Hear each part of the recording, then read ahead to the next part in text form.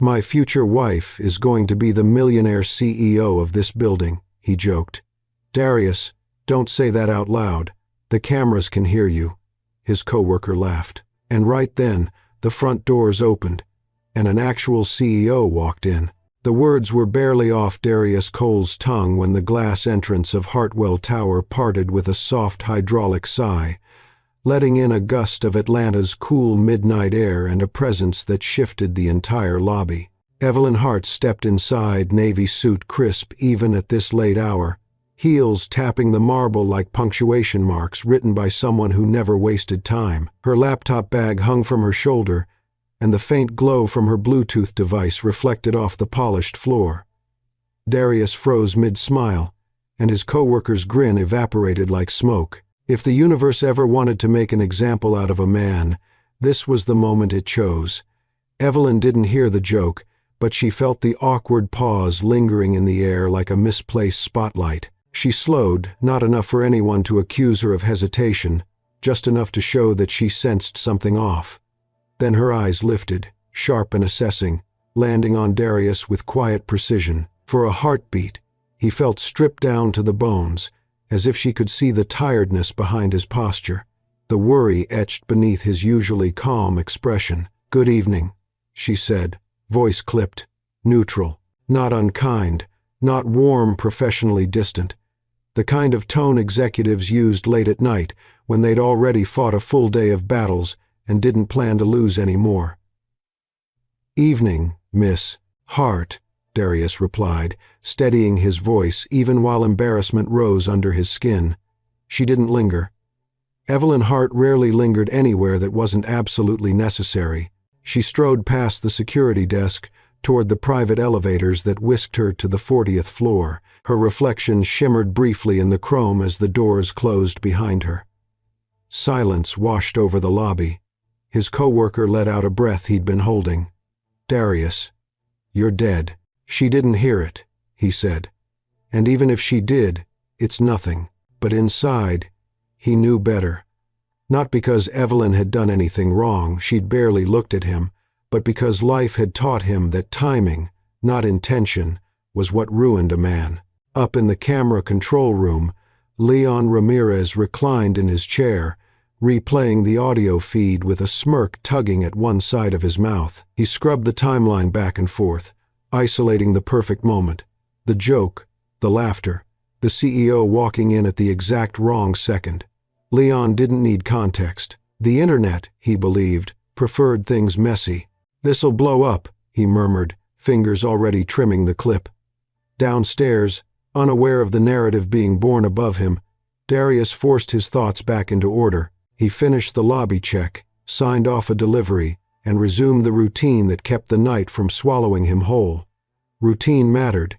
It was one of the few things in his life he could still control. He liked the structure of night shifts, the quiet corridors, the gentle hum of air vents, the sense that while the city slept, he was the one standing watch. It reminded him of his army days, of purpose, of discipline, but tonight carried a strange weight around the edges, a feeling that something had shifted in the air, unseen yet undeniable.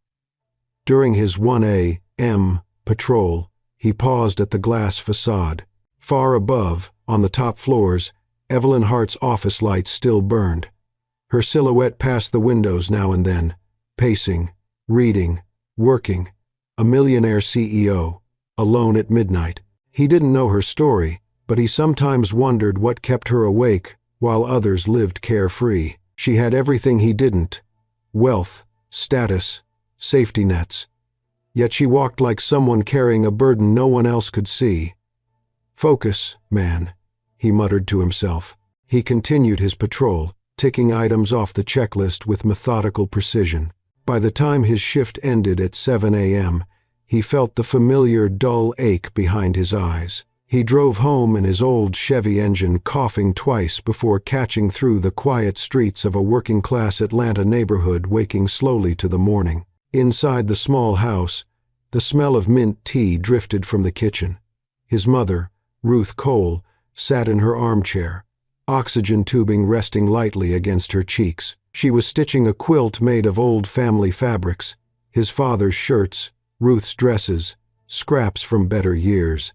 "Morning, baby," she said, smiling the weary but warm smile that held their whole world together. "Morning, Mama." He bent to kiss her forehead, placing a grocery bag on the counter. She watched him move around the kitchen, her eyes taking in fatigue he tried to hide. "Something happen at work?" she asked gently. He hesitated, just long enough for the pause to betray him before masking it with a practiced smile. "Nothing worth telling, just another night." He brewed her tea, humming softly as the kettle warmed. The world felt calm, safe even, wrapped in the quiet rhythms of their small home. But this peace was borrowed time. Upstairs in the camera room at Hartwell Tower, Leon clicked upload. By the time Darius set the mug into his mother's hands, the clip had already begun, its spread shared by strangers, dissected by commenters, judged by people who knew nothing about him. He didn't know it yet, but the joke that began as a flicker of humor would soon swell into a storm carrying his name across screens he'd never seen. And by the time the sun set again, nothing in his life would be the same. Darius didn't notice the shift in the air the moment he woke from his short morning nap. The house was quiet, the way it usually was when Mama Ruth fell asleep in her recliner after breakfast, a quilt draped across her knees. He stretched, blinked away the exhaustion stitched behind his eyelids, and reached for his phone.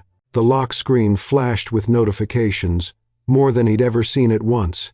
Messages from coworkers, missed calls from unknown numbers, a text from an old army buddy he hadn't spoken to in years. "Bro, is that really you in that video?" His heartbeat stuttered. He clicked the link, and there it was. His voice, trimmed, stripped, cut clean of context.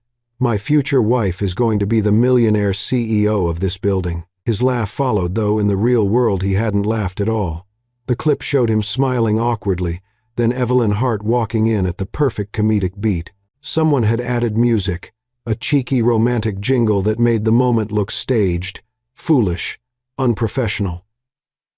Underneath it were thousands of comments.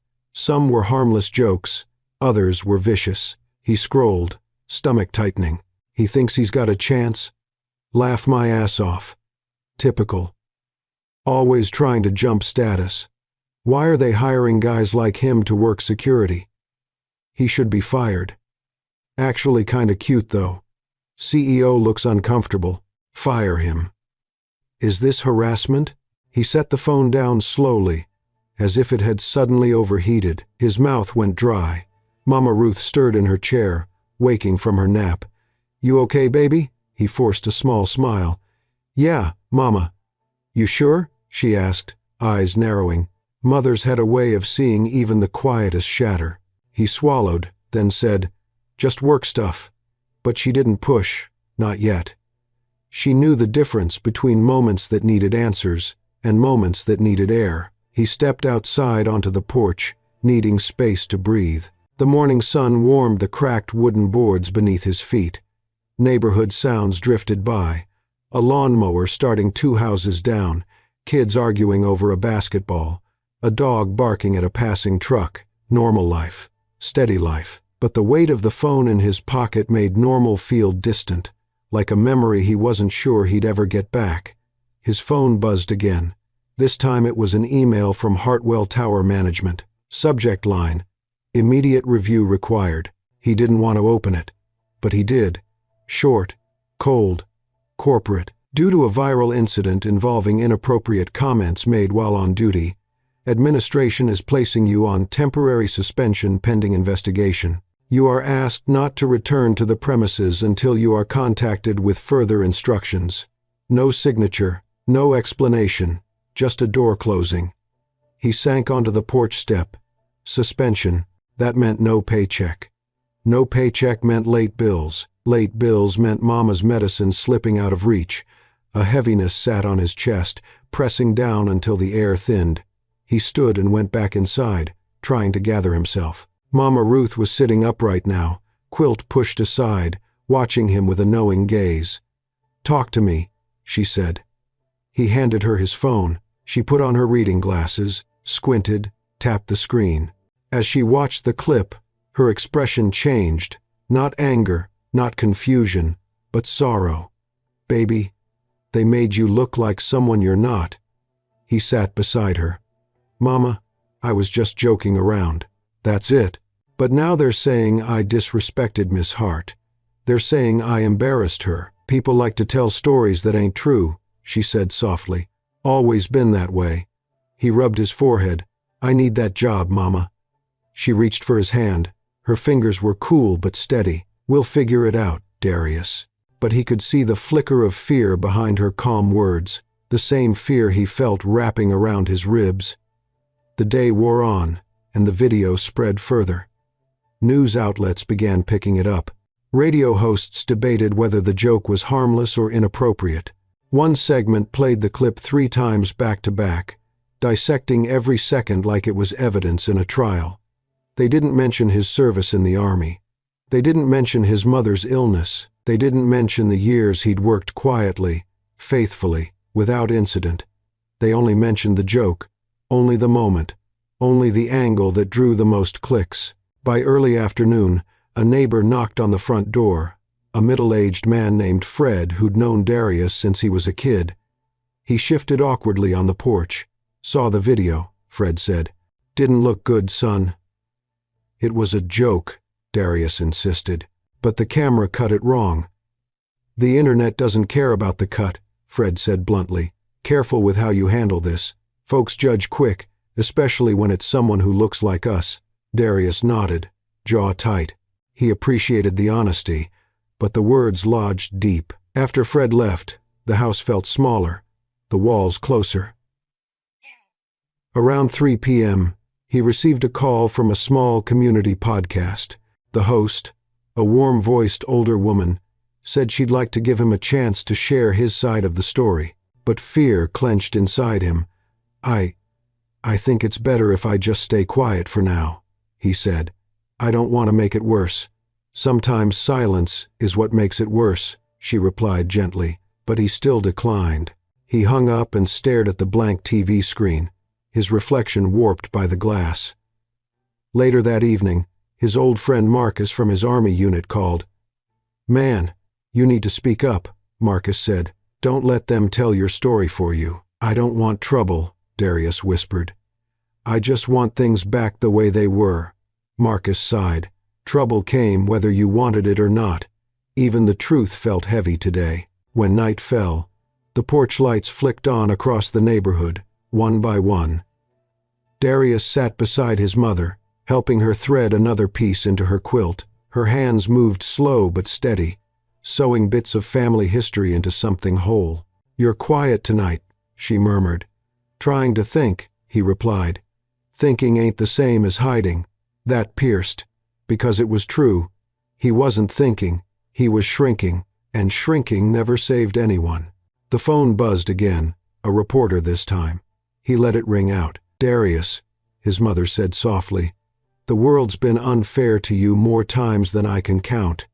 But you ain't never fixed a thing by pretending it don't hurt." He looked at her, at the frailty in her shoulders and the strength in her eyes. Strength she had given him his whole life. Strength he was now letting crumble. "They suspended me," he admitted. "I know," she replied, "but you're still my son, and you're still a good man. That don't change." Beneath everything, the exhaustion, the anger, the fear, something inside him shifted. A small spark of resolve, a whisper of the man he used to be. That night, after Mama Ruth fell asleep, Darius sat at the kitchen table with his laptop. The hum of the refrigerator filled the silence. He opened a blank email addressed to Hartwell Tower Administration and to Evelyn Hart's office. His fingers hovered over the keys. For years he'd stayed quiet, stayed humble, stayed out of the way. But this was different. This was his name, his dignity, his life. He began to type. He explained the joke, explained the context, requested a formal review of the unedited security footage, asked for fairness, not pity, not excuses, just truth. When he finished, he reread every word. His hands trembled, but his spine felt straighter. He hit send, The message left the outbox and shot into the world, and 40 floors above the city, in a glass office still glowing after midnight, Evelyn Hart would soon open that email and pause, not at his audacity, but at the weight of the truth pressing between the lines. The storm had begun, but so had something else.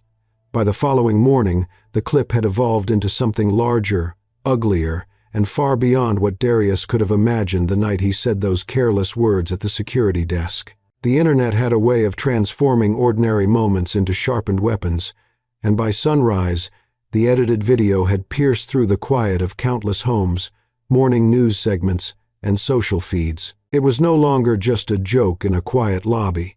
It had become a public conversation about respect, professionalism, race, class, and everything in between except the truth. When Darius stepped outside to collect the mail, he already felt the shift in how people looked at him. A neighbor watering her lawn paused mid-spray, offered a forced smile, and turned away too quickly. A passing car slowed, the passenger holding up a phone as if confirming something. Even the mailman, usually chatty, handed him the envelopes with a tight nod, avoiding eye contact. It was astonishing how fast a person could go from invisible to hypervisible, not because of who they were, but because of what people thought they had seen. Inside, Mama Ruth sat at the kitchen table with the morning news playing softly on the old television. Her quilt rested beside her teacup, folded neatly as if even fabric needed a break from holding the weight of family stories. The news anchor's voice drifted across the room. Online discussion continues today regarding a viral clip showing a late-night exchange between a security guard and CEO Evelyn Hart of Hartwell Capital. Darius closed his eyes briefly. The announcer went on. Some argue the guard made an inappropriate remark about Miss Hart. Others claim the story reflects deeper issues of workplace inequality and racial bias. The video played again, just a few seconds long, but enough to shape opinions in living rooms and offices across the city. "Baby," Mama Ruth said, switching off the TV. "You don't deserve this mess." "I shouldn't have said anything," he muttered, rubbing the back of his neck. "It was a stupid joke." "A joke shouldn't cost a man his name," she replied. The way she said it, soft, steady, was worse than anger. It was truth spoken with sorrow. He sat across from her, the suspension email still haunting his thoughts. The mortgage bill on the counter felt heavier today. The medication reminder taped to the refrigerator suddenly looked like a countdown. He forced both hands flat on the table to stop them from shaking. "I sent an email last night. To them, to her, asking for a review." "Good," she said, nodding. "You did right." Her confidence in him was both a comfort and a burden, because he wasn't sure he could make things right, not when the world had already made up its mind. Across the city, Evelyn Hart stared at the same viral clip from behind her glass desk, her reflection faint in the screen's glare. She had watched it 3 times already that morning, trying to understand the piece of the story she was missing. Her PR director hovered by the door, shuffling a stack of printed statements. "We need to release something soon," he said. "The board is asking what narrative we're going with." "Narrative," she repeated, eyes still fixed on the paused frame of Darius, looking startled, embarrassed, human. "Is that what this is now? A narrative?" "Well, yes," the PR director said carefully. "The internet fills silence with whatever it wants. If we don't speak, others will." Evelyn exhaled. The building's skyline reflected in her window towering ambition, polished success, the kind of life that required perfect control. And yet here she was, caught in a story she didn't understand, linked to a man she had barely spoken to. "Draft me something neutral," she said, "but don't release it until I say so." The PR director nodded and left. Evelyn leaned back, thinking about the expression on Darius's face when she'd walked through the lobby. Surprise. Yes, but also something softer, something that didn't match the predatory tone social media had cast on him. She wasn't ready to speak publicly, not until she saw the unedited footage, until she knew what was real. That afternoon, as the news cycle intensified, the weight of silence settled heavily on Darius's shoulders. He sat on the porch steps, elbows on his knees, watching a group of children chase a basketball down the street. The normalcy of it felt like a world he was slipping away from. A car slowed in front of his house. The passenger held up a phone, recording. The car sped off before he could even react. His stomach sank. "This is getting out of hand," he whispered. Marcus called again. "You see the news, man?" "Yeah." "You thinking about speaking up?" "I don't know. You gotta do something. This kind of thing sticks. People won't forget unless you make them." Darius's voice cracked. "I don't want to drag Mama into anything." "Brother," Marcus said gently, "you're already in it. At least tell the truth on your terms." After the call, Darius stared at the quiet street, at the sunlight catching the edges of the houses, at the porch railing he'd repainted last summer. Everything familiar looked foreign now, like he was viewing his life through someone else's lens. He walked back inside. Mama Ruth was folding a blanket on the couch, though she looked winded. "Sit down, Mama," he urged. "I'm fine," she insisted. But her hand trembled as she lowered herself into her chair. He knelt beside her. "It'll blow over," he said. She touched his cheek. "Storms don't blow over, Darius. People outlast them. And you will too." For the rest of the afternoon, he waited. Waited for a reply from the tower. Waited for something, anything to shift. Hours dragged. The world outside spun faster while he sat still. Then finally, near dusk, his phone buzzed with a new email. His breath caught. It was from Hartwell Capital. But it wasn't a direct response from Evelyn. It was from a corporate account. "Your request for review has been received. You will be contacted when a decision is made." No timeline, no confirmation, no reassurance. Just a placeholder in a life that felt like it was slipping out of his grip. He stared at the message until the letters blurred. "Mama," he murmured. "I don't know what I'm supposed to do next." "You keep breathing," she said. "You keep standing. You keep telling the truth." But beneath her steady voice, he could hear the strain, the fear of losing stability, of losing care, of losing him to despair. And he knew then that silence wasn't protecting her. It was hurting her. Later that night, after she went to bed, he sat alone at the kitchen table with only the refrigerator's hum for company. He opened his laptop again, hands hovering uncertainly. His inbox held no answers. His future held no clarity. But his dignity, maybe that was something he could still salvage. He opened a second email draft, this time addressed not to management, but to the small community podcast that had offered him a chance to speak. The cursor blinked, patient. After a long breath, he typed, "I would like to tell my side." He hit send.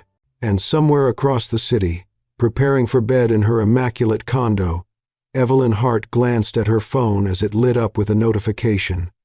New email from Darius Cole. She opened it. Read the words, and for the first time since the story exploded, she felt something unexpected, responsibility, yes, but also the faint stirrings of understanding.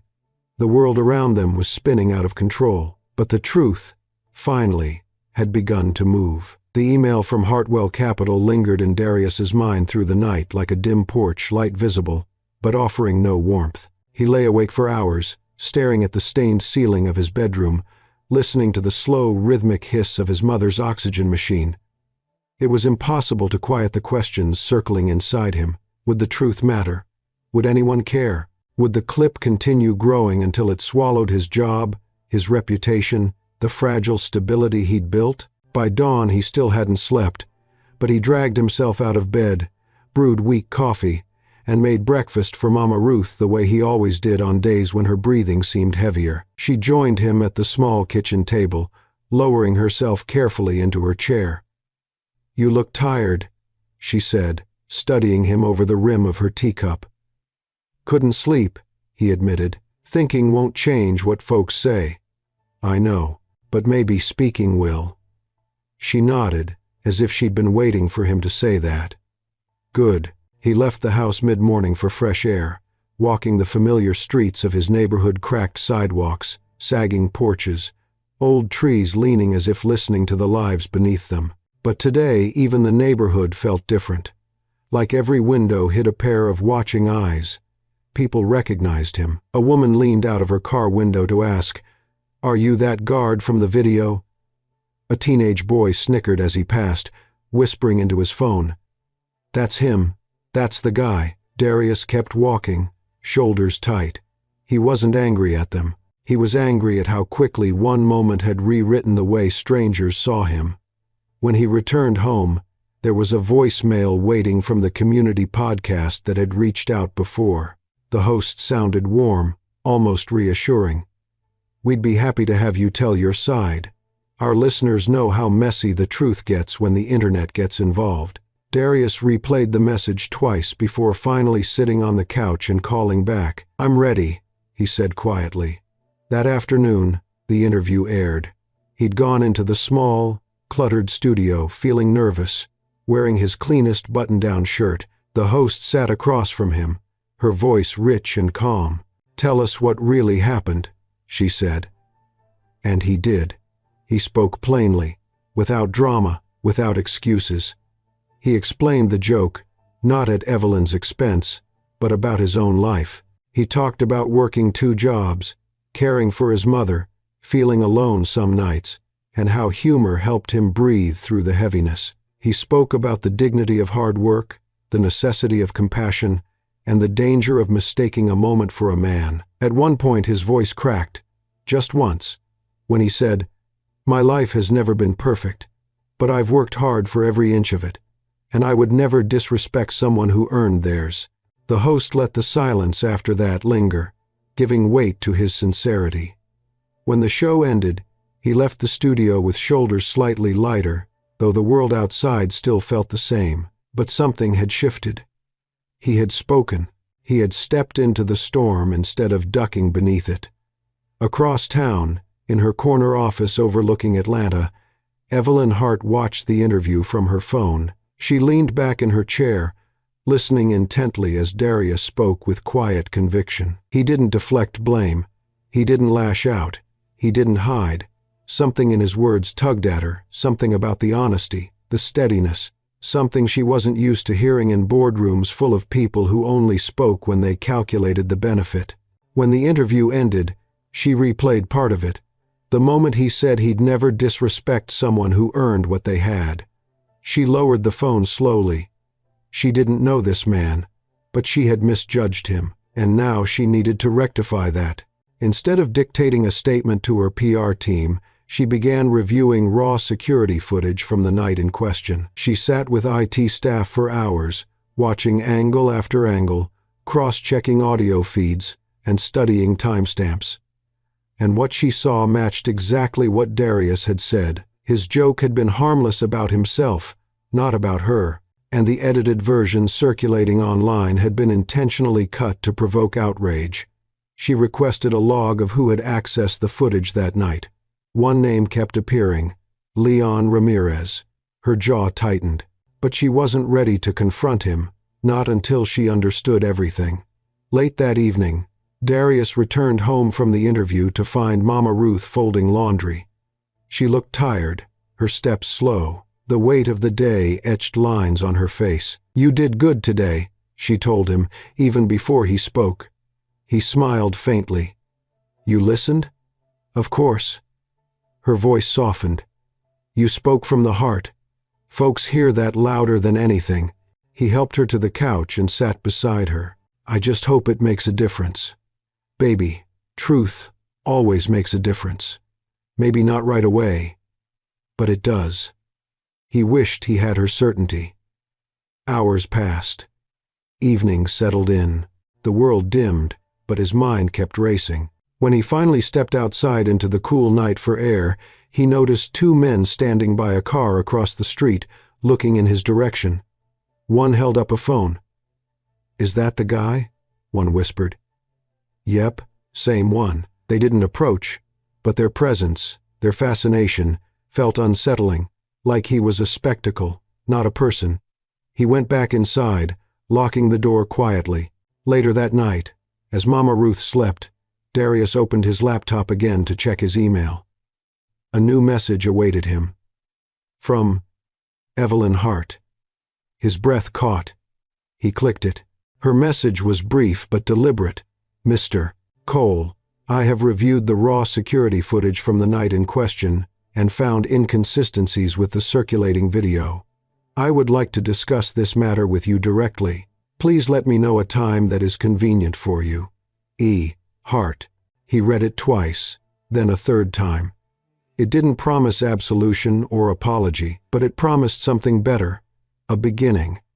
He sat back in his chair, exhaling slowly. For the first time since the disaster began, he felt the smallest thread of possibility tug at the edge of the darkness. Meanwhile, 40 floors above the city, Evelyn Hart stood by her office window, watching the skyline flicker. She didn't know exactly how the conversation with Darius would go, but she knew one thing with certainty.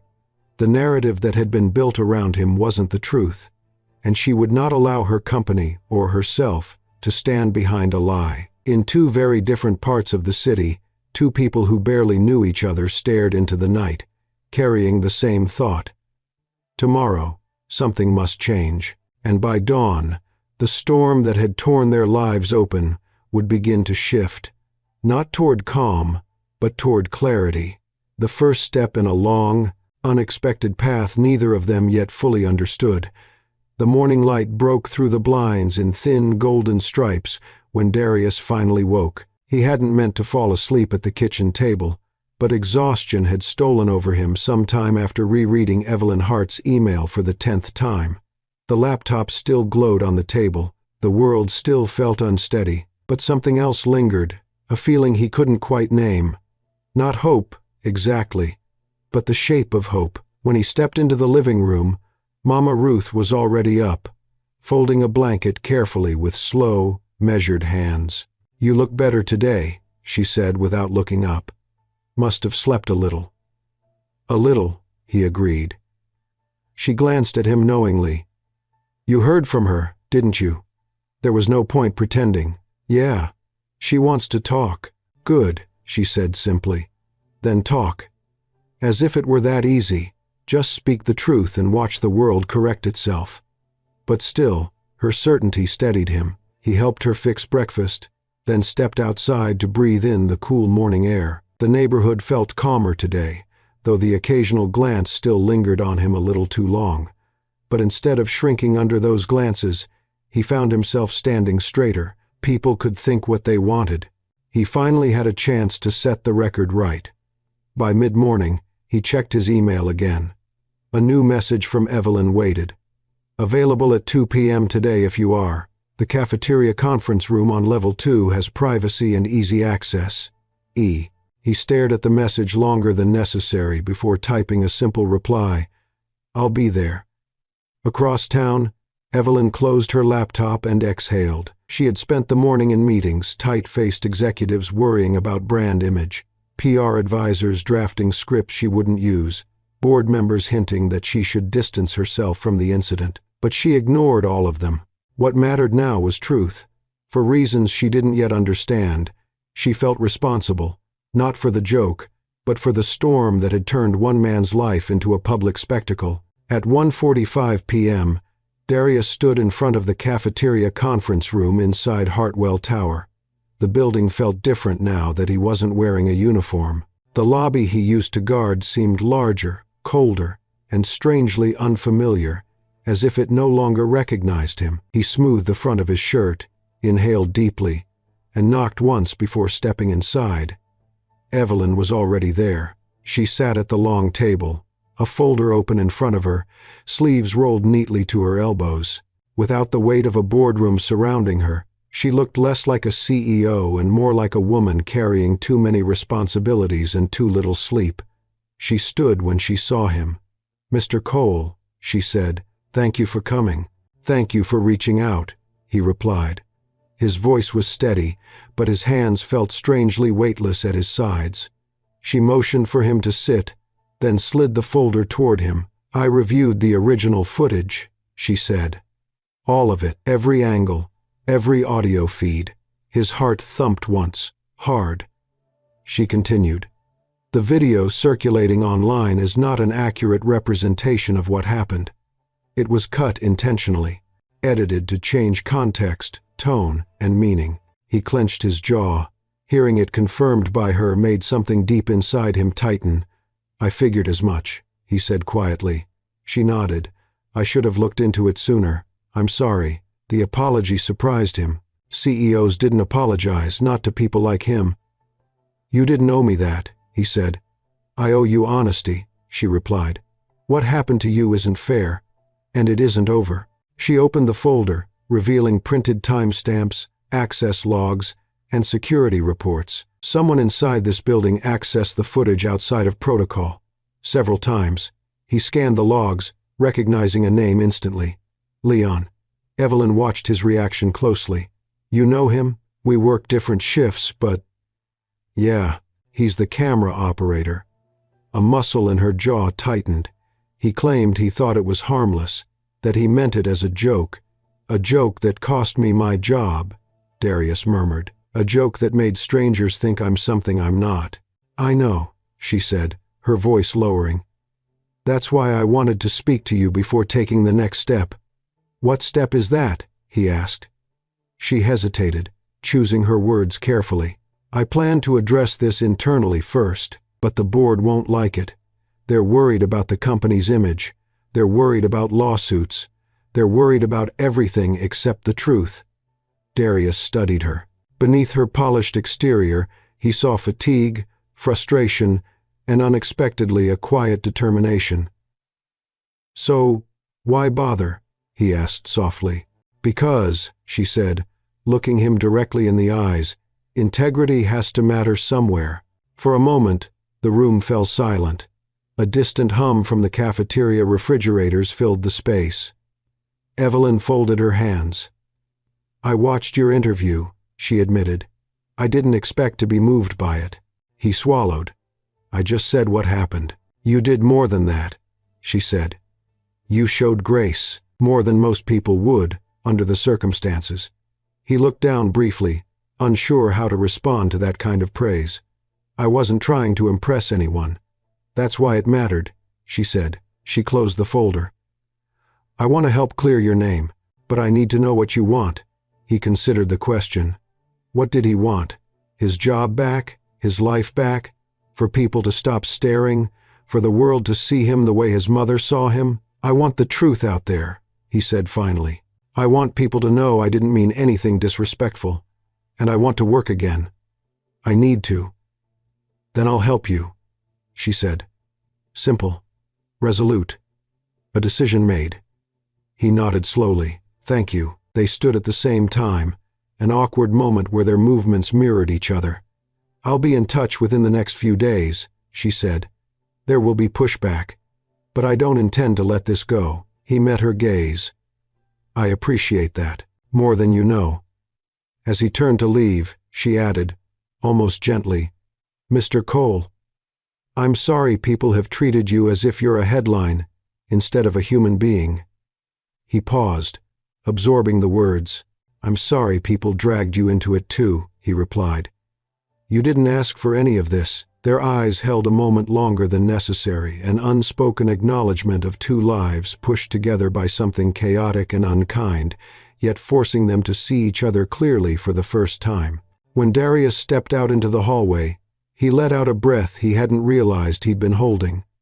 Something had changed. Not everything. Not enough to fix the world, but enough to tilt the weight on his shoulders, enough to suggest the storm might one day pass. Back inside the conference room, Evelyn stood alone, staring at the closed door. She didn't fully understand why she felt compelled to defend this man she barely knew, but she knew this much. Whatever came next, the truth would not stay buried. It was time to face the board, and for the first time in months, she felt ready for the fight. Evelyn didn't return to her office right away. After Darius left the conference room, she remained standing by the table for several seconds, fingertips resting lightly on the folder of evidence. The building hummed around her in its usual steady rhythm tech teams down the hall tapping keyboards, elevator panels chiming faintly, distant conversations blending into a low corporate chorus, but none of it felt the same. Something had shifted inside her, something she couldn't easily name. Maybe it was the way Darius had spoken, calm, steady, dignified despite the weight on his shoulders. Maybe it was the way he looked at her, not with accusation or resentment, but with tired honesty. Whatever it was, she walked out of the room with a resolve she hadn't felt in years. She headed straight to the executive floor. Her assistant rose from her desk immediately. "Miss Hart, the board asked if you're still joining the afternoon call about the PR fallout." "Reschedule," Evelyn said, "and call IT. I want everything involving the security footage archived, protected, and backed up. No one touches it without my approval." "Of course," her assistant replied, slightly startled. Evelyn didn't slow down. Her heels hit the floor with sharp, measured beats, each one echoing her rising determination. In her office, she spread the documents across her desk: access logs, time codes, system reports, Leon's repeated unauthorized entry into the file archive. She stared at his name line after line of proof that he had chosen to weaponize a harmless moment for amusement or ambition or something darker. But there was more to unravel, and she intended to get to the bottom of it. When she summoned Leon to her office, he arrived with the swagger of someone who believed he understood power, who believed he was safe beneath it. He leaned against the doorframe, chewing gum. "You wanted to see me, Miss Hart?" "Close the door," she said. He obeyed, though his casual posture remained, hands in pockets. "We're doing a review of security footage, handling protocols," she began evenly. "I need clarity on who accessed which files." His eyes flickered for a split second. Sure. I mean, I log in for my shift. Normal stuff." "Normal?" she repeated, sliding a printout of the access logs across the desk. "This file was accessed 8 times after midnight, outside of standard procedure." Leon's jaw tightened. "I was just checking something, that's all." She held his gaze. "Did you edit the footage?" He shrugged, trying to appear unfazed. "It was just for fun. Nobody was supposed to take it that seriously." "A man lost his job over that fun," she said sharply. "People online are dragging his name. You understand that, don't you?" Leon's smirk faltered. "Look, everybody posts stuff online. It's not my fault it blew up." "It is," she countered. "When you cut clips to change meaning, that's manipulation. That's deception." She paused, letting the tension sharpen. "And it's actionable." "Wait, actionable how?" His confidence cracked. "Are you firing me?" She didn't answer immediately. Instead, she gathered the documents calmly. "I'm conducting a full investigation. You'll remain suspended until it's complete." "Suspended?" His face reddened. "For what? That guy's nobody." "You're blowing this out of proportion." Evelyn's voice remained composed. "He's a human being, and you violated company systems to mock him. If you don't understand why that matters, that's part of the problem." She dismissed him with a simple gesture. He left with a mix of disbelief and simmering resentment, muttering under his breath. As the door closed behind him, she exhaled slowly. It was only the beginning. Meanwhile, across town, Darius sat in the small hospital room where his mother was getting a routine checkup. The air smelled faintly of antiseptic and lemon cleaner, and Ruth smiled through her fatigue as the nurse checked her oxygen levels. "You're doing fine today, Mrs. Cole," the nurse said warmly. "Keep resting. Keep taking your medications." "I plan to," Ruth replied, reaching for Darius's hand as soon as they were alone again. "You look nervous, baby. Something bothering you?" "Just a lot on my mind," he said. Seeing her, talking to her, it was different. Different how? He hesitated, searching for words. She listened, really listened. Didn't treat me like a problem to fix. More like a person? Ruth finished for him. He smiled faintly. "Yeah, like that." She squeezed his hand. "Sometimes people in high places forget how to see. Maybe that woman's starting to remember." When they arrived home, Darius helped his mother settle into her chair and turned on her favorite gospel station. But his mind kept drifting to the meeting, to Evelyn's expression, to the strange sense of connection lingering between them. Later that evening, while his mother napped, he stepped onto the porch with a cup of tea. The sun dipped low behind the houses, painting the sky with streaks of peach and violet. His phone buzzed with a new message. From Evelyn. Thank you again for meeting today. I wanted to make sure you knew I'm taking the investigation seriously. I will update you as soon as possible. He read the message slowly. It wasn't formal or cold. It felt sincere. After a moment, he typed back, I appreciate everything you're doing. It means more than you know. He hesitated, then pressed send. Back in her condo, Evelyn read his reply while standing at her kitchen counter, a glass of water untouched beside her. The city lights sparkled through the large windows, but her attention stayed on her phone. Two people from opposite ends of the world, one powerful, one struggling, had begun to meet in the narrow space where truth lived. For reasons she couldn't fully articulate, she felt both responsible for him and strangely drawn to the quiet dignity in his voice. She set the phone down and rubbed her temples. She had a board meeting in the morning. Questions would be asked, accusations hinted, power tested. But tonight, all she could think about was how a single-cut video had unraveled so much, and how, slowly, carefully, she was beginning to stitch the truth back together. At that same moment, miles away, Darius stood on his porch watching the first stars appear. The world around him was still uncertain, still heavy, but something inside him felt lighter than it had in days. Not hope exactly, but the beginning of it. And as the night settled, both he and Evelyn felt the subtle shift of two lives that had collided not by intention, but by circumstance, and were slowly, unexpectedly, beginning to align. The next morning arrived with a kind of fragile calm, the kind that felt borrowed rather than earned. Darius woke early, not because he had slept well, but because a quiet restlessness pulled him from bed before dawn. He brewed coffee in the dim kitchen, the machine sputtering like it always did, and stood by the window watching the sky shift from deep blue to the first pale hints of sunrise. His mother stirred in the living room, and he helped her settle into her recliner. She gave him a soft smile. You've got the look of a man thinking too much. Can't help it, he murmured. Talking to her yesterday, it changed things. Maybe it changed things because it needed to, she replied gently. Maybe that woman needed to see you. Really see you. He carried her blanket closer and kissed her cheek before stepping outside. The morning air was cool, carrying the scent of dew on the grass and the quiet murmur of the neighborhood waking. For the first time in days, he felt a small thread of anticipation snake through his chest. Not dread, not fear, but something lighter, like waiting for a door to open. Across the city, Evelyn stood alone in her office, long before her staff arrived. The tower was silent under the soft glow of early morning, the kind of silence she had always appreciated but rarely used for reflection. Today felt different. She walked to the window, hands clasped loosely before her, and let the city's hum settle around her.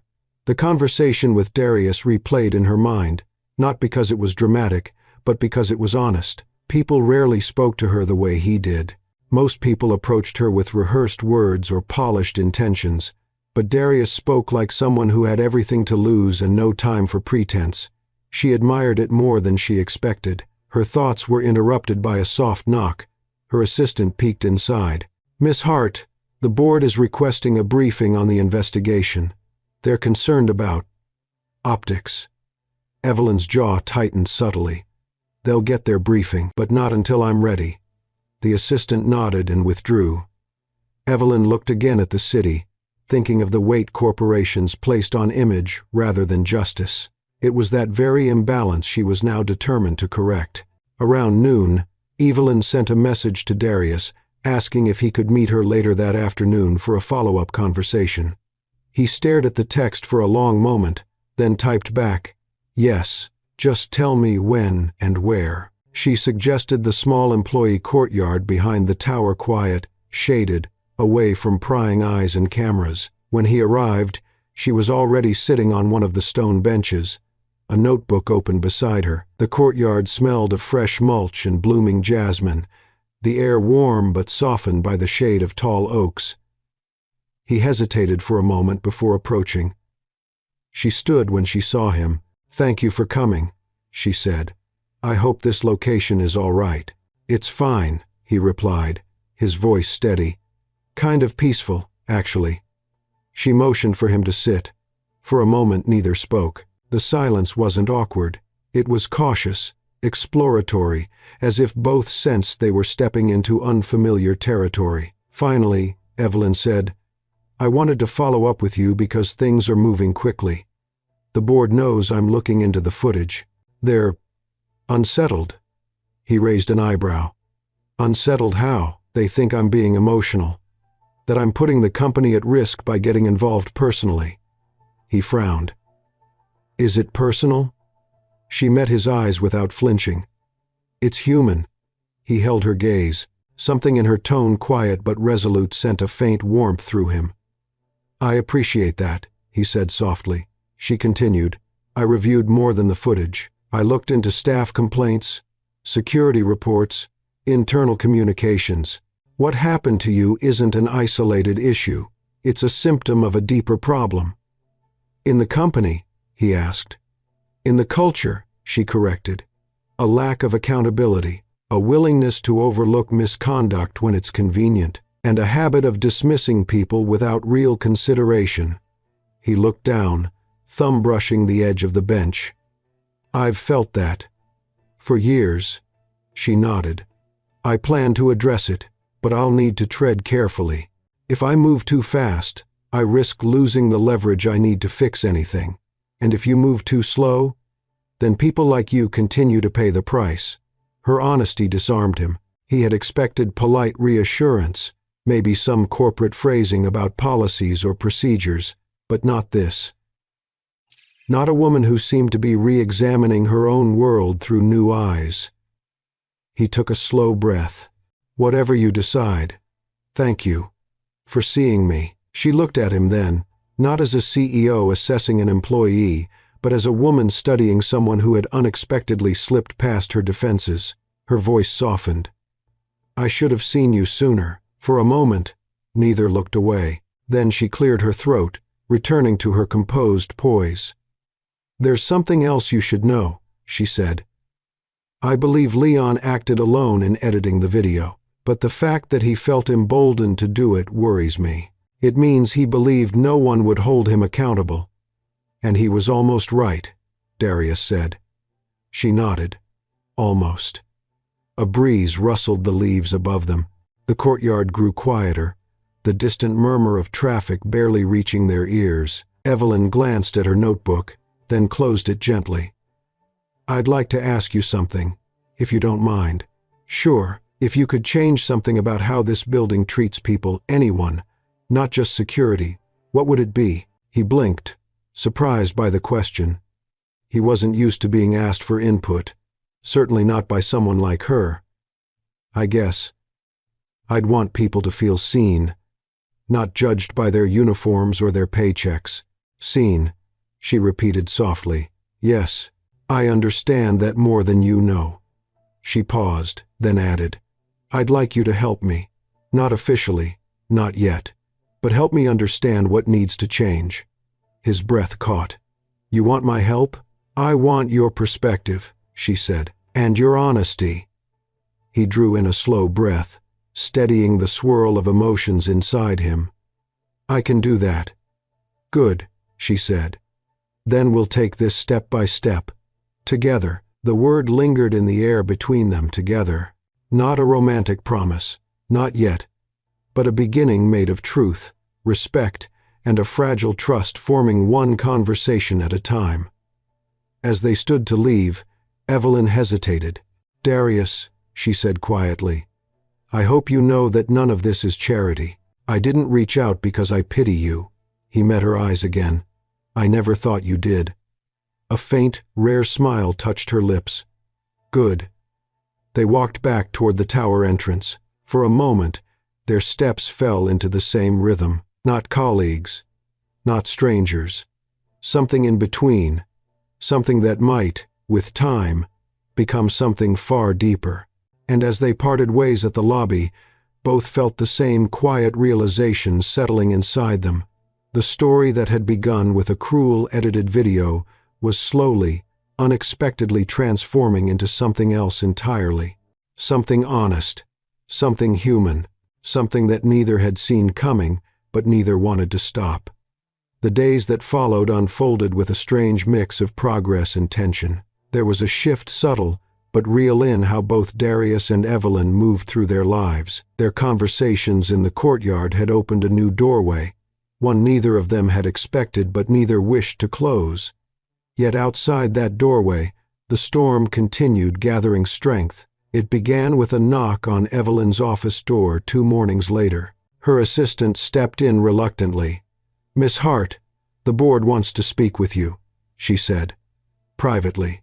Evelyn closed her laptop and stood.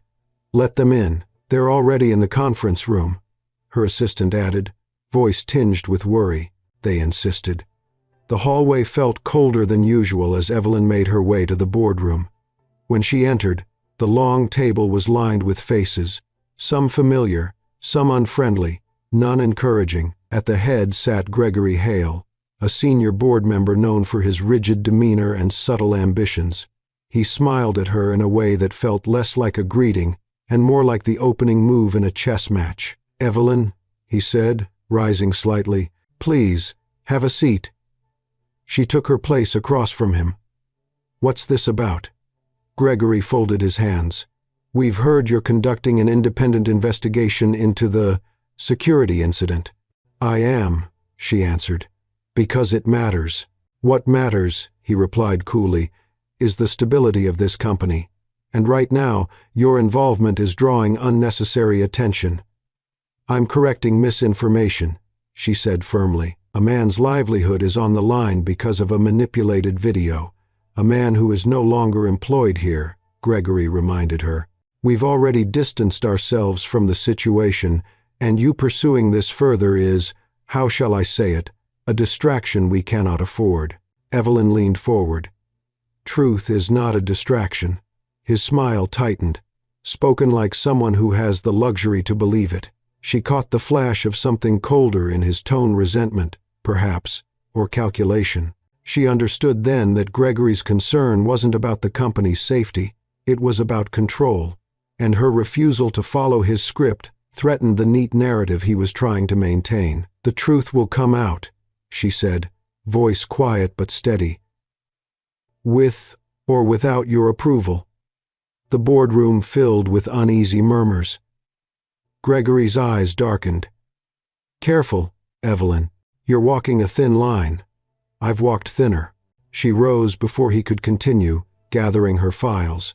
"If you need anything else, schedule it through my assistant." And with that, she left the boardroom, and Gregory's simmering irritation behind her. Meanwhile, across the city, Darius was finishing errands with his mother. He pushed her wheelchair down the aisle of the small grocery store near their home, helping her reach items she pointed to. Oatmeal, herbal tea, canned peaches. The trip was slow, gentle, almost precious after the chaos of recent days. "You doing all right?" he asked her softly. "I'm doing better than you," she teased. "You been smiling at your phone every few hours?" He flushed. "It's not like that." "Not yet," she said knowingly. He didn't answer, but the truth lingered unspoken. Something was happening, small, delicate, but impossible to ignore. He felt it in the way he checked his phone, hoping for a message from Evelyn, in the way he replayed their conversations in his mind, in the way her voice lingered long after he'd heard it. When they returned home, he helped his mother to the recliner before stepping onto the porch for air. His phone buzzed unexpectedly. A message from an unknown number. "You're meeting with the CEO now? Be careful who you trust." He frowned. Before he could think further, the follow-up message came. "People like her don't help people like you. They help themselves." The number wasn't saved, but he recognized the tone, Leon's petty bitterness woven into every word. Darius deleted the messages, but a thin thread of worry tugged at him. Trouble wasn't gone. It was shifting, gathering, waiting. That afternoon, Evelyn decided she needed more information. She headed to the security department, reviewing incident reports and internal logs. The deeper she dug, the more inconsistencies she found. Access points overridden at odd hours, files deleted and restored, anonymous posts matching internal devices. Leon's involvement was clear, but the signs hinted at something more organized, someone else protecting him or encouraging his actions. And only one name made sense: Gregory Hale.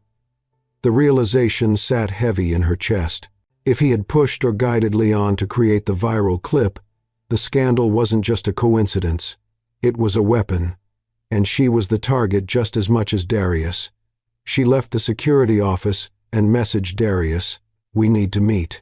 There's more going on than I realized." They agreed to meet in the courtyard at 5. When Darius arrived, Evelyn was already there, pacing. Her hair was pulled back, her expression sharper than he'd ever seen, her usual composure edged with frustration. "Something wrong?" he asked. She exhaled. "A lot, actually." He stepped closer. "Tell me." She explained what she'd found, about the access logs, the deleted files, the inconsistencies pointing to something larger. He listened carefully, his jaw tightening with each piece of information. "So Leon didn't act alone," he said. "No. I believe someone higher up encouraged it." "Why?" She hesitated, then answered, "To undermine me, to spark gossip, weaken my leadership, and force the board to question my stability." Darius blinked. "They'd do all that over a joke?" "People in power don't need much of an excuse," she replied, voice low. "Sometimes they just need an opportunity." The weight of her words settled between them, heavy and undeniable. "What are you going to do?" he asked. "Expose them," she said, "but carefully, strategically." He studied her face, the tension in her jaw, the determination in her eyes. "You shouldn't be dealing with this alone." She gave him a faint smile. "I'm not alone, am I?" The question hung in the air, soft but charged. He swallowed. "No, you're not." For a moment they stood side by side, the courtyard growing quiet around them as evening drifted in. Something warm, fragile, and unspoken connected them. A thread formed not from romance alone but from shared struggle, shared injustice, and the shared desire to make things right. They didn't touch. They didn't have to. The closeness was already there, settling into the space between breath and silence. Finally, Evelyn spoke. "Things are going to get messy before they get better. I won't lie about that. I've lived through messy," he said softly. "What matters is whether we face it with truth." Her gaze softened. "I'm glad you said we." He smiled, a small, real smile. "Me too." The sun dipped lower, casting the courtyard in golden shadow, and as they walked out together, not quite touching but unmistakably aligned, both felt the shift. The storm wasn't over, but now they were facing it not as strangers caught in the same whirlwind, but as two people beginning, carefully, unexpectedly, to fight on the same side. In the days that followed, the air around Hartwell Tower thickened with tension. Something was shifting quietly, invisibly, but every person who walked the halls seemed to sense it. Whispers followed Evelyn's movements. Conversations paused when she entered a room. Board members exchanged tense glances. Leon avoided eye contact with everyone. And through it all, Evelyn kept working, steady and sharp, her focus unbroken even as pressure tightened around her from above. She had crossed an invisible line the moment she challenged Gregory Hale, and now she could feel him circling, waiting for the right moment to strike. But she was not the same woman she'd been before the video scandal began. And she was not fighting alone anymore. On a warm Thursday afternoon, Evelyn sent Darius a short message asking to meet again in the courtyard after work hours. He arrived 5 minutes early, his nerves braided with something like anticipation. The courtyard was empty, except for a couple of sparrows hopping along the stone walkway. When Evelyn stepped outside, her usual composed demeanor looked slightly frayed. Not defeated, just weighed down by the gravity of everything she'd uncovered. "You all right?"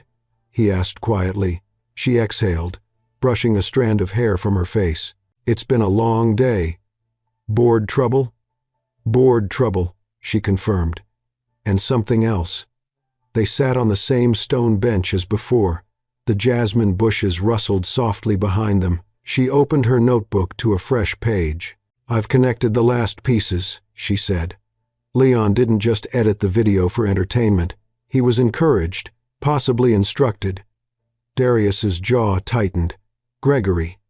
She nodded. He's been waiting for a reason to challenge my leadership. Undermining me publicly makes it easier for him to gain influence inside the board.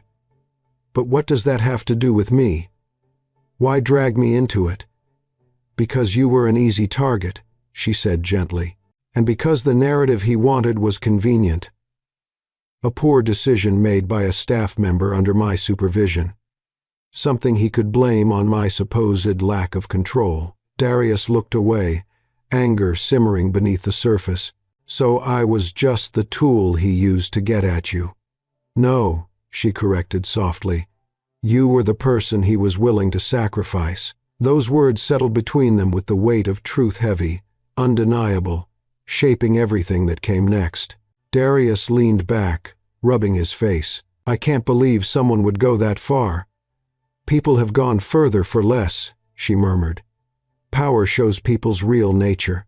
He looked at her then, studying her expression, the exhaustion, the determination, the quiet vulnerability she usually hid from the world.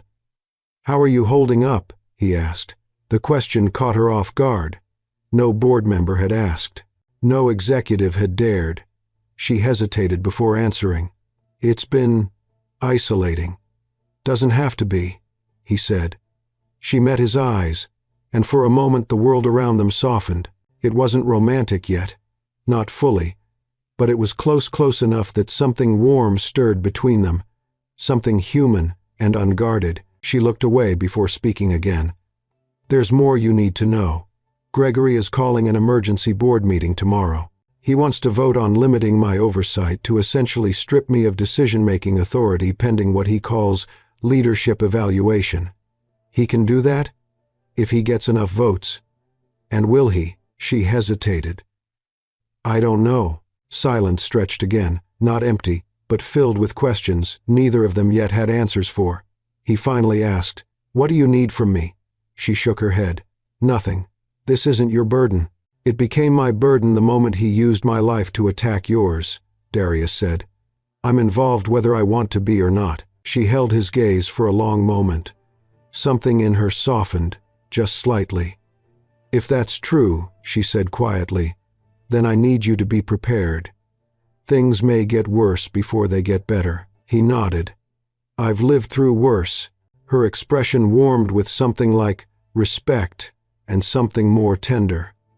You really have, she whispered. They sat in a silence that carried less weight than before, as though acknowledging the truth between them had lifted some invisible barrier. After a few moments, Evelyn stood and paced, her heels clicking softly against the courtyard stones. There's something else I've been thinking about, she said. If the board overturns me tomorrow, they'll try to bury everything. The truth about the video, the truth about Leon, the truth about Gregory's involvement. So how do we stop them? We make the truth impossible to bury. She said it gently, but with conviction. You told your side on the podcast, but now that I've reviewed the footage, I can corroborate it. You're thinking of going public? He asked. If necessary, that could put your job at risk. Evelyn smiled faintly. Some things are worth the risk. His breath caught not because of what she said, but how she said it. Fearless, honest, human. She stepped closer, the distance between them shrinking into something charged. Darius, she said softly, I don't want you to get hurt because of this, or because of me. You're not the one hurting me, he replied. She hesitated, just long enough for him to see the walls she kept around herself begin to tremble. I don't know where all this is going, she admitted, but I feel something. And that scares me more than the board does, he whispered. Me too. They didn't touch, but they stood close enough that the possibility hung in the air like a breath waiting to become a word. She stepped back first, steadying herself. "We need a plan for tomorrow." They sat again, talking through details, how to present the original footage, how to expose the altered file logs, how to handle Gregory's arguments. For the first time in days, Darius felt something shift inside him. Not confidence exactly, but purpose. He wasn't just surviving anymore. He was fighting back, and he wasn't fighting alone. When dusk settled over the courtyard, Evelyn closed her notebook. "Whatever happens tomorrow," she said, "I want you to know I'm grateful for your honesty, for your strength, for trusting me." "And I'm grateful you believed me when no one else did," he replied. Their eyes met again, and this time the silence between them felt different, gentler, full of unspoken promise. They walked toward the building together. At the entrance, they paused, the cool evening breeze drifting around them. She spoke first. "Tomorrow will be difficult, but tomorrow's not here yet," he said softly. Evelyn smiled, a real smile, warm and rare. "Good night, Darius." "Good night, Evelyn." She walked inside, and he watched her disappear down the hallway before turning toward the street. As he stepped into the deepening twilight, one thought echoed through him with steady certainty. Whatever storm tomorrow brought, he and Evelyn would face it together. The morning of the emergency board meeting arrived heavy as storm clouds. Even the sky seemed subdued, wrapped in a gray stillness that settled low over the city. Darius woke early, not because he needed to, but because sleep had abandoned him long before dawn. He moved quietly through the house, careful not to wake Mama Ruth, who was resting peacefully in her recliner. He kissed her forehead softly before stepping out into the morning air. The world felt paused, holding its breath. As he waited for the bus, he caught his reflection in a store, window, tired eyes, tense jaw, but standing straighter than he had weeks ago.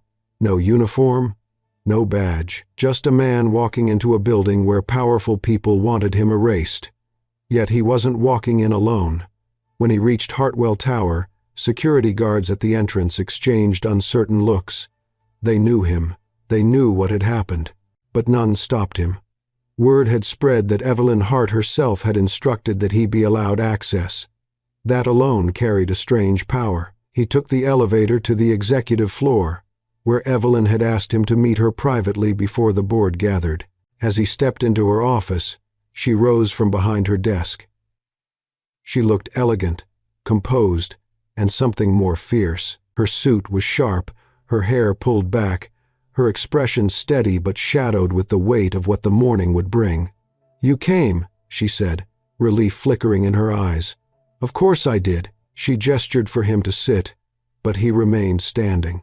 There was too much energy in his body to stay still. "How are you feeling?" he asked. She let out a quiet breath, prepared, but also ready for them to challenge me. "They will," he said, "and you'll handle it." She smiled softly. "I appreciate your faith in me." She reached for a folder on her desk, the same one containing evidence she'd shown him, now expanded with additional reports she had gathered. "Everything is here," she said. "The unedited footage, the access logs, the internal messages. Gregory won't be able to deny any of it." "He'll try," Darius said. "Yes," she admitted, "but the truth doesn't bend just because he wants it to." There was a knock on the door. Her assistant peeked inside. "Miss Hart, the board is assembling now. They're waiting for you." Evelyn nodded, then looked at Darius. "You won't be in the room, but I want you close by. If they deny the truth, if they try to twist it, we may need to go public together."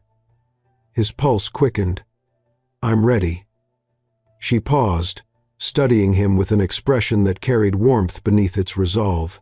"Thank you," she said. "Truly." He opened the door for her. As she walked past, her shoulder brushed his light, fleeting, but enough to tighten something in his chest. The boardroom sat at the end of a long hallway lined with framed photos of past CEOs, stern men in dark suits, symbols of decades of corporate lineage. Evelyn paused before the door, drawing a steadying breath. "See you soon," she whispered. Then she entered, the door closing behind her with a muffled thud. Darius stood alone in the hallway, heart pounding. Through the closed doors, faint voices rose and fell, not clear enough to hear words but loud enough to sense tension. He leaned against the wall, waiting, time stretching slow and heavy. Inside, the boardroom simmered with scrutiny. Gregory Hale sat at the center, leaning back in his chair with an air of smug control. "Miss Hart," he began, "we appreciate your urgency in calling this meeting." "You called this meeting," she corrected, lifting her chin. Gregory smiled tightly. "Yes, to address your recent conduct. Your personal involvement with a dismissed employee has raised concerns." Evelyn's eyes narrowed. "His name is Darius Cole, and he was wrongfully dismissed due to a manipulated video." "Allegedly," Gregory said. "Not allegedly," she countered. She opened the folder and began distributing copies to each board member. The unedited footage, the access logs, the unauthorized edits performed by Leon Ramirez. You'll find timestamps, system entries, and matching device IDs. Gregory flipped through the pages with theatrical indifference. "So a lower-level employee made a poor decision. That hardly justifies your recent instability." "Instability?" Evelyn echoed. "Or refusal to tolerate misconduct?" Gregory leaned forward. "Your responsibility is to protect the company's image." "My responsibility," she said, voice steady, "is to protect truth, integrity, and the people who work under this roof, not the ego of a board member who condones unethical behavior." Gasps filled the room. Gregory stiffened. "Are you implying I'm involved?" "I'm stating it," she said coldly. "Leon accessed footage on your instruction." "That is a baseless accusation," Gregory said, raising his voice. "Is it?" She held up a printed message, an internal memo from Gregory to another board member, subtle, coded, but unmistakably referencing the advantage of using the video to question her leadership credibility. The room fell silent, then murmur after murmur rippled like cracks spreading across ice. Gregory's face turned crimson. "This is taken out of context." "No," she said. "This is your context finally exposed." He slammed his hand on the table. "Enough. You are overstepping." "No," she interrupted, voice sharp as glass. "You did. You weaponized a man's life to attack my leadership." The oldest board member spoke for the first time, voice gravelly with age. "Gregory, is this true?" Gregory floundered. "The CEO is twisting. We have the logs, the memos, the edits," the board member said. "This is a violation of protocol." The tide had turned. The tension that had loomed like a shadow now pivoted sharply in Evelyn's favor. Gregory sputtered, scrambling for footing, but the board no longer listened with trust. They listened with suspicion. By the time Evelyn stepped out of the room, her hands trembled slightly, not from fear, but from the release of pressure after an hour of combat. Darius straightened as she approached. Her eyes met his, and in that instant, the entire storm seemed to melt away. "How did it go?" he asked. She exhaled, a breath that carried days of strain. "They believe me. They're suspending Gregory pending investigation." "And you?" A faint, relieved smile touched her lips. "I'm staying." His breath left him in a rush, relief washing through him so strongly he had to steady himself. She stepped closer, closer than she ever had before. "We're not finished, though. We still need to restore your name publicly." "Evelyn," he said softly, "you already did more than I ever expected." "No," she whispered. "I did what was right." For a moment, the space between them felt charged again. Quiet, full, alive. She lowered her voice. "Meet me later? After work?" "Yes," he said, without hesitation. She touched his arm briefly before walking away, and as he followed her down the hallway with his eyes, he knew something had changed. Not just in the company, not just in the fight for truth, but between them. The storm had broken, but in its wake, something new was beginning. Evening drifted softly across the city as Darius made his way toward the small park Evelyn had suggested. It wasn't far from Hartwell Tower, just a few blocks past the busy commercial streets, tucked between old oak trees and quiet walking paths. He arrived early, his steps slow, his heart unsteady in a way that had nothing to do with fear. This time, it was something gentler, something he couldn't quite name without feeling it settle deep inside his chest. The park was quiet at that hour, lit by warm lampposts that cast long, easy shadows across the paths. Children had already gone home, the joggers thinned out, and only a few dog walkers remained. As he waited on a bench, hands clasped loosely, he found himself replaying everything that had happened that day. The boardroom confrontation he hadn't seen but had felt through the way Evelyn walked out victorious, the way her eyes had softened when she told him she was staying, and the unmistakable look she'd given him just before asking to meet here. Something was changing between them, and for the first time since the nightmare began, he wasn't afraid of that change. When Evelyn arrived, dusk had settled completely, leaving only the glow of street lamps and the distant hum of city life. She approached quietly, wearing a simple coat over her work attire, looking less like a CEO and more like a woman stepping out of the weight of a long, exhausting battle. But when she reached him, the exhaustion seemed to lift. "You beat me here," she said with a soft smile. "I didn't want to be late. I didn't want you to wait," he admitted. She sat beside him, setting her bag down gently. The bench wasn't large, and their shoulders brushed lightly just enough to send a ripple through him. "How are you feeling now that the meeting is over?" he asked. She let out a slow exhale. Relieved, and tired, and strangely, lighter. "You should feel proud," he said. "You stood up for yourself. For the truth." "I stood up for us," she corrected quietly. He turned to her, surprised by the way she said it, soft but full of intention. "Us?" She nodded, her eyes holding his. "Yes, this wasn't just about me keeping my position or exposing Gregory. It was about making sure you weren't destroyed by something you didn't do. Evelyn, you didn't have to go that far for me." "I know," she said, "but I wanted to." Her honesty pulled something loose inside him, something he had kept guarded for years. The silence between them stretched gently, warm and full of understanding. She looked out at the park, the faint breeze teasing her hair. "When all this started," she said, "I thought it was just another PR crisis, something irritating, inconvenient. But meeting you, hearing you speak, it made everything different. Real. I never expected you to help me," he admitted. "Most people don't see past the uniform." "I see you," she said, without hesitation. The words hung in the air like something sacred. He swallowed, unable to speak for a moment.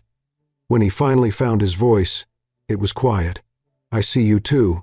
Not the CEO, not the headlines, just Evelyn." Her breath caught, not dramatically, but enough for him to notice. For a few seconds, neither of them moved. They simply sat in the soft glow of the lamplight, letting the truth settle between them. Then she shifted slightly, turning more fully toward him. "There's something I haven't told you yet," she said. "The board is launching a formal investigation into Gregory. They're calling outside auditors, legal teams, all of it." "Good," he said. "It's what he deserves." "It is," she agreed. "But it means the next few weeks will be intense, public, messy." "And you think I should stay out of it?" he guessed. She shook her head.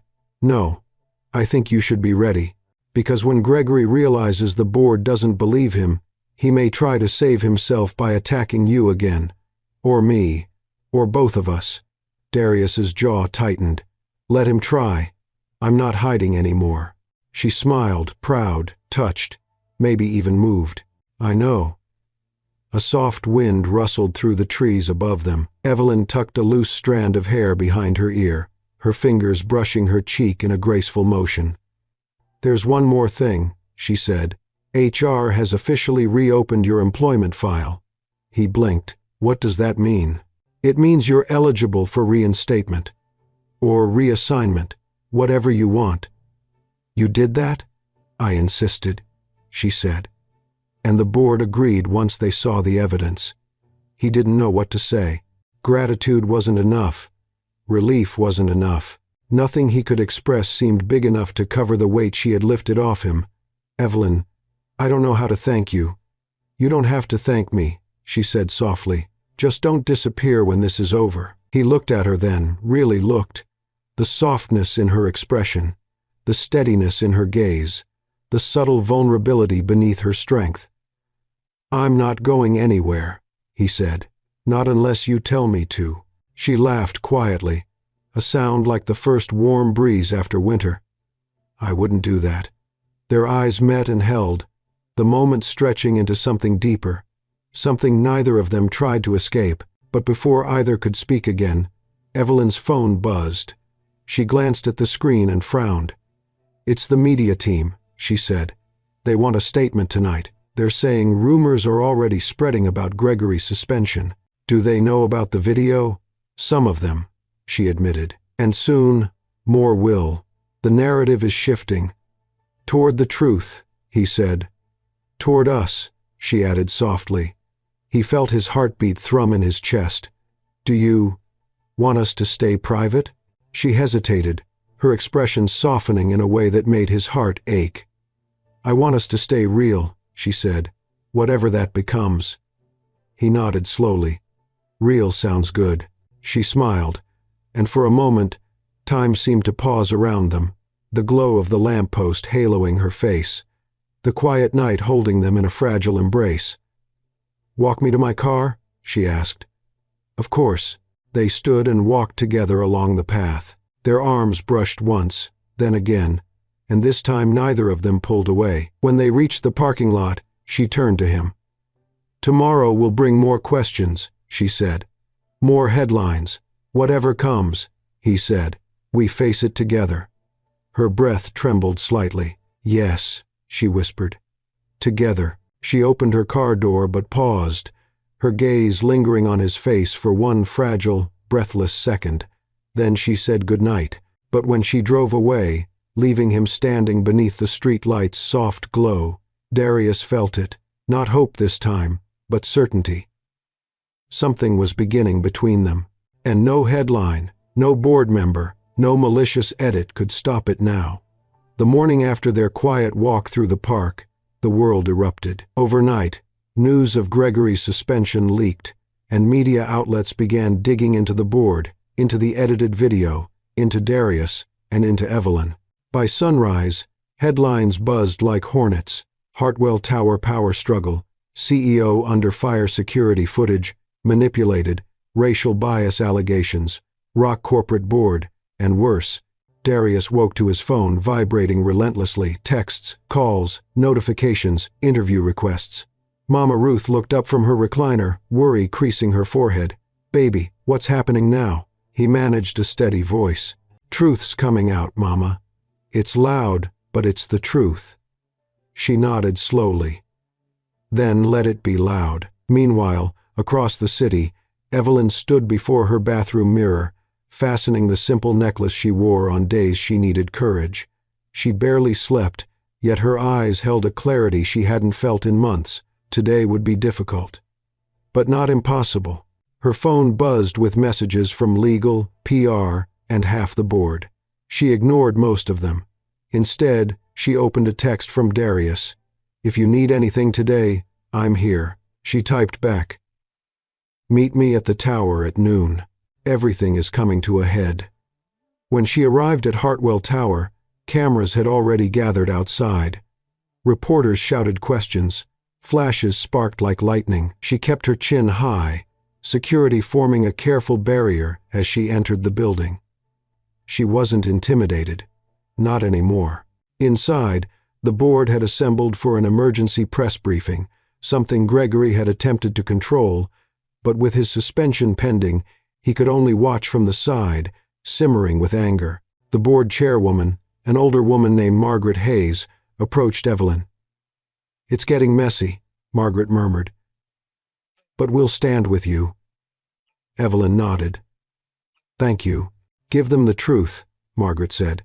"Make it impossible to twist." At noon, Darius arrived through a side entrance to avoid the media frenzy. He stepped into the quiet lobby and found Evelyn waiting for him near the elevators. She looked tired, yes, but strong. Strong in a way that made something deep inside him settle. "You all right?" he asked. "Ask me in an hour," she replied with a faint smile. "But I'm glad you're here." They entered the conference auditorium together, though they separated before stepping into view of the cameras. It wasn't time, not yet, for the world to see them as more than allies in truth. The press briefing hall buzzed with reporters, microphones pointed toward the podium. Margaret stepped forward first, delivering a composed introduction before motioning to Evelyn. The room fell silent. Evelyn took her place behind the podium, hands steady. "Thank you for being here. There has been significant misinformation surrounding recent events at Hartwell Tower, and today I intend to correct it." She began with the facts, clear, concise, irrefutable. The unedited footage, the manipulated clip, the unauthorized system access, the chain of actions that led to a false narrative spreading worldwide.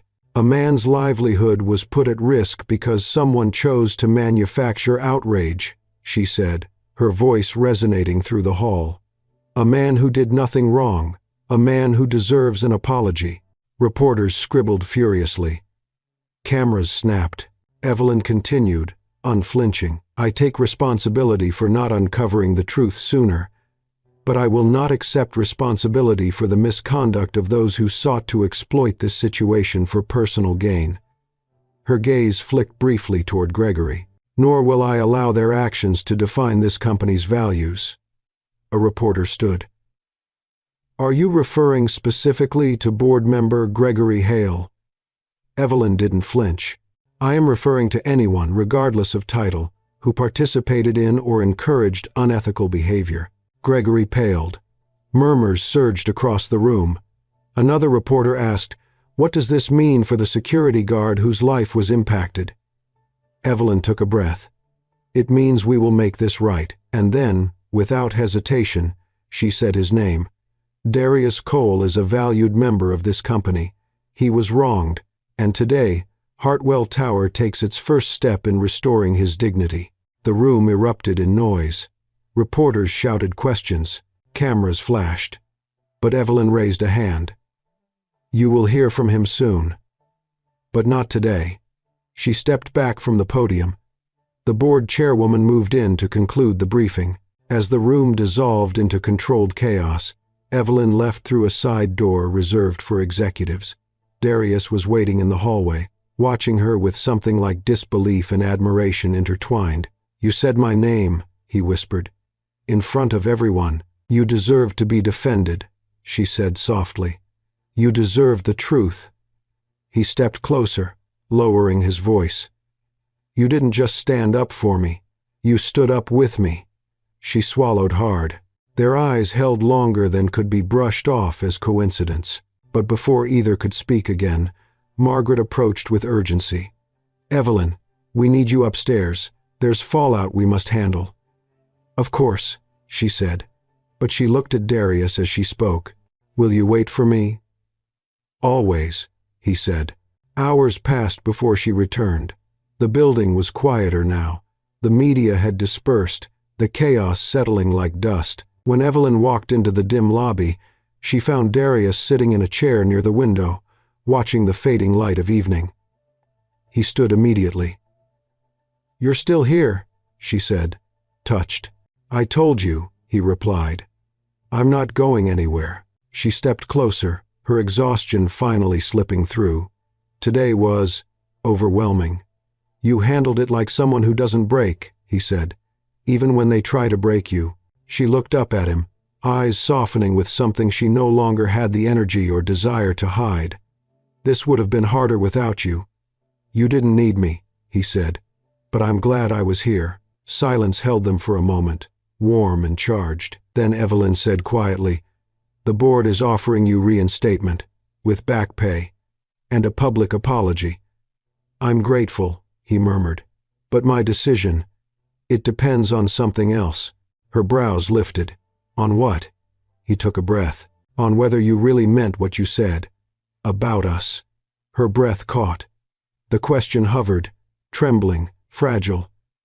She stepped closer, so close their voices softened into the space between them.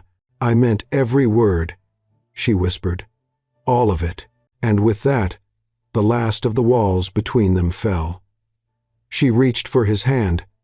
He took it, gently but firmly, as if holding something precious. They didn't kiss, not yet, but the moment was deeper than that. It was a promise, a beginning. Weeks later, after Gregory's formal removal, after Leon's firing, after the truth had spread far enough for the world to finally see clearly, Hartwell Tower hosted a small press gathering. Evelyn announced new transparency reforms. Darius stood beside her, not behind her. Cameras flashed, but this time, the light didn't feel harsh. A reporter asked, "What made you fight so hard for him?" Evelyn smiled softly and said, "Because justice isn't justice if it leaves good people behind." Another asked, "And what does this mean for the two of you?" "This time," Darius answered, "it means the truth brought us together, and we're grateful for it." Months later, they stood beneath the same oak trees from their first courtyard conversation, hands intertwined, wedding rings catching the sunlight. Mama Ruth sat in the front row, wiping tears with a handkerchief stitched into one of her quilts, and as Evelyn and Darius exchanged vows, the crowd watched two lives, once torn apart by lies, find their way not only to truth, but to each other. The storm had passed, and what remained was love steady, real, and stronger than every headline that tried to break them.